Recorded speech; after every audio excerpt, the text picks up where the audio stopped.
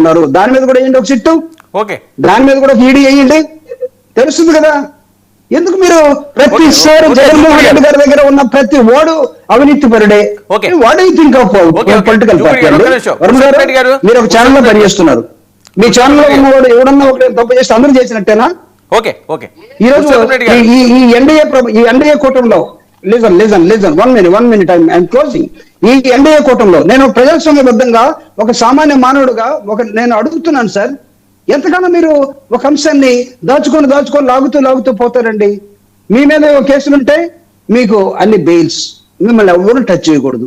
మీ మీద ఉన్న కేసులుంటే అధికారంలోకి వస్తే అన్ని క్లోజ్, ఎవ్రీథింగ్ ఈజ్ క్లోజ్. సిగ్గుండద్దా? న్యాయం ఉండద్దా? ధర్మం ఉండద్దా? ఏం సార్, జగన్మోహన్ రెడ్డి గారు ఏమో అన్ని కేసులు తెరవాలి, మీ కేసులు తెలిసిన కేసులన్నీ మూసుకోవాలి. ఏ క్యాహే భయ్, క్యాహోరా? ఏం మాట్లాడుతున్నారు? దేని మీద డిస్కస్ చేస్తున్నాం మనం? ఎంతకాలం చేస్తాం? ఎందుకు మీకు ఈ సిటీ వల్ల ఎందుకు చేత కావట్లేదు? ఎందుకు మీరు ఈడీ చేశారు చెప్పండి నాకు. ఈడీ ఏం చేస్తారు మీరు ఆశిస్తున్నారు? ఈడీకున్న ఆదేశాలు ఏంటి? ఈడీకున్న లిమిటేషన్స్ ఏంటి? ఫస్ట్ ఆఫ్ ఆల్ ఈ కేసులో what are the terms and conditions given to the ED? Deepak Reddy garu well educated person, నాకు మీరు ఆ టర్మ్స్ అండ్ కండిషన్స్ చూపించండి ఒకసారి. వర్మ గారు మీరు ఇలాంటి డిబేట్స్ ని మీరు ఇంకా పెట్టకూడదు అసలు. నేను అడుగుతున్నా, ఎంతకాలం పెడతారండి? ఒక కేసు నడుస్తుందండి, ప్రతిరోజు మీరు డిబేట్ పెడతా పోతారా?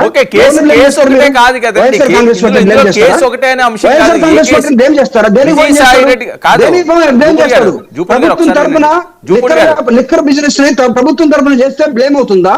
ప్రభుత్వాన్ని మొత్తాన్ని ప్రైవేట్ వాడు కమ్మితే వాళ్ళు మంచోళ్ళు అయిపోతారా? ఏంటిది? ఎక్కడ ఫండమెంటల్స్ ఎక్కడండి? ప్రజాస్వామ్య ఫండమెంటల్స్ ఎక్కడున్నాయి? మీరు ప్రభుత్వాన్ని మూసేస్తారు, ప్రైవేట్ వాడు తీసుకొస్తాడు, ప్రైవేట్ వాడేమో వ్యాపారం కోసం ఇచ్చున్నాడు, వాడు అవినీతి చేయడట, ప్రభుత్వంలో ఉన్నవాడు ఆఫీసర్లతో సహా అవినీతి చేస్తారట.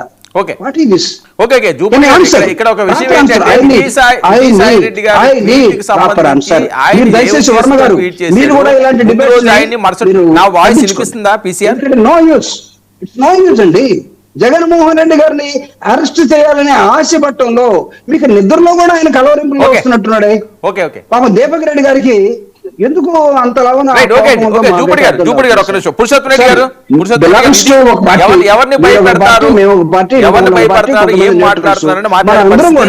ప్రజాస్వామ్యబద్ధంగా ఏ పాలసీ తోటి తీసుకోవాలి? Policy deviation. మాట్లాడదాం జూపూడి గారు.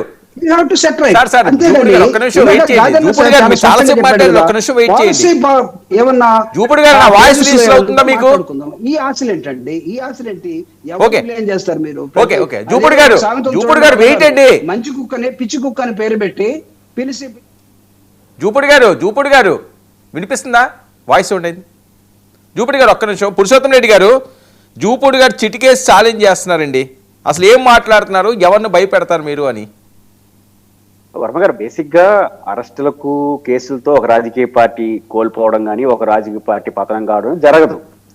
అంటే ప్రజల్లో అధికారంలో ఉన్న పార్టీ బాగా పరిపాలిస్తే ప్రతిపక్షానికి అవకాశం ఉంటుంది. అధికార పార్టీ మీద వ్యతిరేకత వస్తే ఆటోమేటిక్ గా ప్రతిపక్షానికి అవకాశం ఉంటుంది. ఇది సాధారణ సూత్రం దేశవ్యాప్తంగా. ఇంతవరకు భారతదేశంలో ఒక కేసుల్లో అరెస్ట్ అయిపోయో లేదా 100 మందిని అరెస్ట్ చేసేస్తూనో కేసులన్నీ ఏదో ఆ పార్టీ కొలాప్స్ అయిపోయేదో జరగదు. ఒక మంచి పరిపాలన ఇస్తున్న ప్రభుత్వం కంటిన్యూగా పరిపాలిస్తే ప్రతిపక్షానికి అవకాశం ఉండదు. మీరు ఉదాహరణకు తృణమూల కాంగ్రెస్ కి 30 ఏళ్ళ తర్వాత అధికారం అవకాశం వచ్చింది. కాబట్టి తెలుగుదేశం పార్టీ పరిపాలన తీరుపైన వైసీపీ భవిష్యత్తు ఉంటుంది తప్ప కేసుల ఆధారంగా వైసీపీ భవిష్యత్తు ఉండడం అనేది సాధ్యం కాదు. అంటే కేసుల ఆధారంగా ఉండదు అనడానికి లేదు కదండి. ఎందుకంటే చంద్రబాబు నాయుడు గారు అరెస్టే వైఎస్ఆర్సీపీని ముంచేసింది, అప్పటి నుంచే నెగిటివ్ వచ్చింది, అదే వాళ్ళని స్టేజ్కి తీసుకొచ్చిందని కదా. మరి అప్పుడు వైసీపీకి ఇంకా భవిష్యత్తు బాగుంటుంది కదా. మీ ఆ లెక్క కరెక్ట్ అయితే ఇంకా బాగుంటుంది కదా. వాళ్ళని అరెస్ట్ చేస్తే ఆ లెక్క తీసుకుంటే ఇప్పుడు ఏంటంటే అరెస్టుల ద్వారా వైసీపీని భయపెత్తరనే క్వశ్చన్ అడిగారు. కాబట్టి నేను అనేది ఏంటంటే చంద్రబాబు గారు అరెస్ట్ లాజిక్ అయితే వీళ్ళ కింద కేసులు ఇంకా ఇలా అడ్వాంటేజ్ లోకి వెళ్ళిపోతారు కదా. ఇది మొదటి పాయింట్. రెండో పాయింట్ ఏంటంటే ఎందుకు రాజకీయ వివాదం నడుస్తుందంటే ఇప్పుడు దీపక్ రెడ్డి గారు ఒక సీరియస్ అలిగేషన్ చేశారు. 35,000 మంది కల్తీ మద్యం దాగి చనిపోయినారు ఆన్ రికార్డ్ చెప్పేస్తున్నారు. 35,000 మంది. ఇది నేరం కదా. అవినీతి అవన్నీ పక్కన పెట్టద్దు. 20 నెలలు అయింది.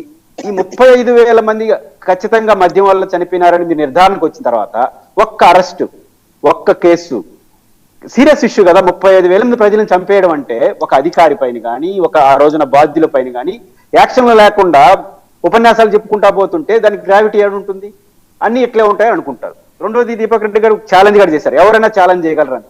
నాకు దీపక్ రెడ్డి గారు ఛాలెంజ్ చేయాల్సిన సిట్తో, వైసీపీతో కాదు. ఎందుకు వైసీపీ అయిపోయింది, పరిపాలన అయిపోయింది. ఇప్పుడు మీరు సిట్ని అడగాలి, ఇంత ఎవిడెన్స్ మీకున్నప్పుడు ఇంకా ఏందయ్యా విచారణని, ఇవన్నీ తీసుకుని తొందరగా క్లోజ్ చేసి లోపలేయండి అని చెప్పాలి, అంతే కదా. ఇప్పుడు ఆధారాలు, ఇప్పుడు విచారణ ఎందుకు జరుగుతుంది? ఆధారాల కోసం విచారణ జరుగుతుంది.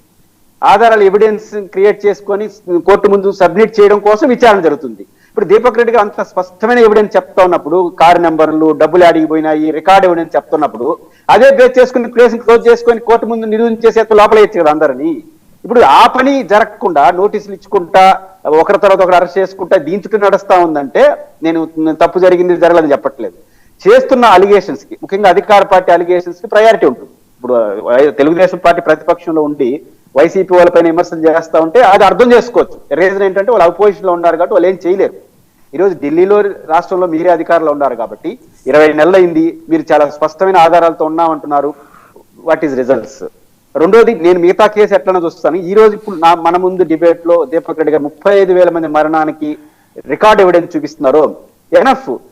దీనిపైన ఒక్క ఎంతమందిని మీరు అరెస్ట్ చేసినారు? ఎందుకు లేట్ అవుతా ఉంది? దీని ఉండాలి కదా. ఇట్లా ఏమి చేయకుండా కేవలం డిబేట్లలోనో ప్రెస్ మీట్ల్లోనో ప్రత్యర్థుల మీద విమర్శలు చేస్తే ప్రజలకు ఎట్ట విశ్వాసం వస్తుంది? అన్ని ఇట్లా ఉంటాయి, ఎందుకు అనుకోకూడదు?